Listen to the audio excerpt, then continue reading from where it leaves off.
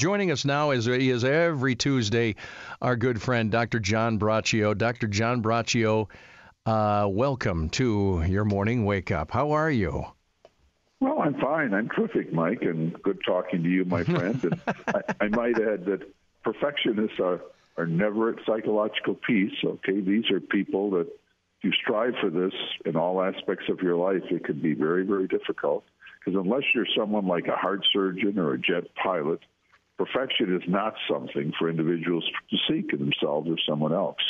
Because really, when you consider the issues that really the perfectionist goes through, they're trying to be perfect in a very, very imperfect world. So if you're a perfectionist, it's clearly time to really try to kick this aspect out and put it in the trash can where it belongs. And just amazes me after decades as a practicing psychologist, Mike, how many persons just don't see the negative impact that perfectionism is having on them and the negative impact in their relations to others. Because the typical characteristics include, if we're looking here, what is a perfectionist, okay? Yeah. These are people that they're seeking not excellence, but perfection from self and all attempted activities. There's constant disappointment by never being able to be perfect. Poor self-image fits in here due to not living up to being perfect, regardless of how successful they might be. Problems in relationships with others because of expecting them to meet the same perfect standard that not only they can't meet, but no one else can meet. Then there's an excessive amount of time doing things that really to other people are routine, like cutting the grass, cleaning the house, putting clothes up, reviewing a work document. This can lead to seemingly limitless amounts of time trying to get them right, and you're just not going to do it.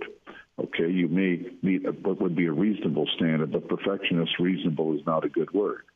Then the inability to delegate because others can't do things perfectly. And then elevated levels of anxiety, depression, stress, just OCD, all kinds of negativity can come, even suicide, caused by the impossibility of being perfect. And then not enjoying happy times that persons psychologically need because of this emphasis on being perfect and the never-ending process of activities that they're trying to do perfectly. So being a perfectionist, Mike, is a real tough situation, and I think we know people that try to do this, and these are stressed out people, they're worn out people, they wear themselves out, they find fault in others for not being perfect. So it's a tough life. If you're that way, this is the time to move forward and say, no more, no mas, I'm done with this stuff. Dr. Braccio, do all of us have a little perfectionist in us, though? And we have to sort of, I guess if you're well-adjusted, then it's a good balance between perfectionism and understanding that, I guess. Well, I think aiming for excellence and doing a good job and being proud of what you're doing, that's a good thing. Those are good things, Mike. But once you get to the point that you're wanting perfect, okay, perfect is, we're on Earth. This is not a perfect Earth. So you can just overwhelm yourself, overdoing, overthinking, over this, over that, at least the OCD, obsessive-compulsive disorder. So it's kind of the summum bonum again. We talked about this before, just the idea of the golden mean, somewhere in the middle. You do something that's reasonable. Now, that doesn't mean if you're a radio broadcaster or doing things like you do, you don't want to be excellent, have top guests. You want to have what you do and try to have people you can talk to, work things out, explain things, make better for the public. You can do all those things. But once you decide that you want to be perfect, okay, that's just too high of a standard to be going by. And people that do that, they wear themselves out. They can spend 10 hours on a typical 2-hour task. So you just really don't want to do that, because ultimately you're going to have low self-esteem, because that's where even can come from in the first place, because you're going to say, I just can't do it. Because we all know people that to the world, they're very successful. They look very successful. Well, you can say, boy, look at that guy or that gal. Look how they're doing. But then when you get to know them and you see them, and I've seen this often in my work, they feel they're a failure. It's like the imposter phenomenon. They just feel that they're not good enough. They haven't done a good enough job. It's just not done right. And And then, unfortunately, these traits they often want to they put on someone else. Like their friends aren't perfect. They were a half hour late, or they didn't remember something, or they didn't do something, or they didn't do something right from their perspective. So perfectionism is it's a real difficult thing to live with. It's something you really don't want. Excellence is good, but the perfectionist doesn't see themselves this way. They're saying, well, what's wrong with aiming for doing something perfect? And my point and I've worked with many people, I always say, well, look, there's nothing wrong with that. However, we're on Earth, so a reasonable standard. We want to do our best. We want to achieve. We want to do what we can do. However, there are times that when you're trying to do something to the point that you're overwhelming yourself and often everyone else around you, then it becomes a psychological issue, a problem. Because remember, most things aren't a problem until they're really negatively impacting on you or someone around you, that you're the cause of the problem. So perfectionism is something that can lead to not only low self-esteem for you, but you're going to negatively impact on others by expecting them to be perfect, which they're not going to be.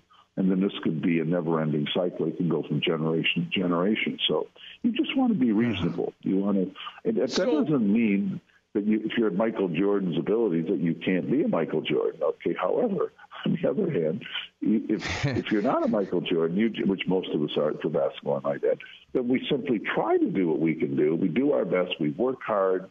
We put in tremendous energy, tremendous effort. But the but is we're satisfied with ourselves, and we're not then finding fault that we're not doing good enough. So it becomes a reasonable standard of behavior and performance. All right. In a little less than a minute that we have less than, Dr. Braccio, it's easy to say, stop being such a perfectionist. But that's easier said than done, as with most things. So how do you break that? I think, first of all, you call a timeout on yourself, and you have to start recognizing if you're getting anxiety, you're getting depression, you're getting OCD, you're wearing yourself out. You've got to then start saying, the first step is, I'm going to become reasonable with myself. Then you're going to use some cognitive behavioral techniques. Okay, you're going to start replacing these thoughts on perfection. You're going to replace those thoughts when they come to you with, I'm going to do a good job, I'm going to be a reasonable person. You start substituting these perfectionist thoughts with reasonable thoughts. This, I might add, is much easier said than done. You then start setting time limits on what you're going to do with something, recognizing within that time limit that you're going to be getting the job done as best you can. You also start getting rid of the extreme statements, like this has to be done perfectly, okay, whatever that means, or I have to, score 80 free throws in a row, okay, or I have to write the perfect paragraph, or things like this. You have to start getting rid of these kinds of statements. You have to take one step at a time, and then you also have to start measuring the reduction in stress, the reduction in depressive thoughts, this type of thing. And you're also going to be recognizing in relationships that you want to have give and take with people, so you have to become reasonable with them. Now, these are hard things to do. They sound like, well, golly, those are just reasonable. They sound like reasonable things, but if you're a perfectionist, these are hard things to do. And Rome wasn't built in a day, and you're not going to stop being a perfectionist overnight, but you just want to start setting reasonable goals. And you can talk to people. You can go to an expert therapist. You can also talk to your friends. But you have to look in the mirror and you have to say, I want to lead a reasonable life. I want to be a happy person. And this aiming to be perfect is just too much.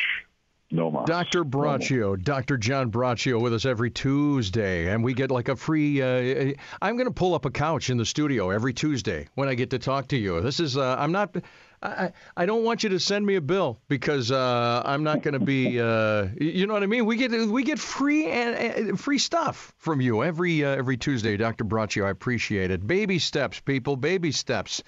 And I look forward to next Tuesday and the topic then. Doctor, have a great week, okay?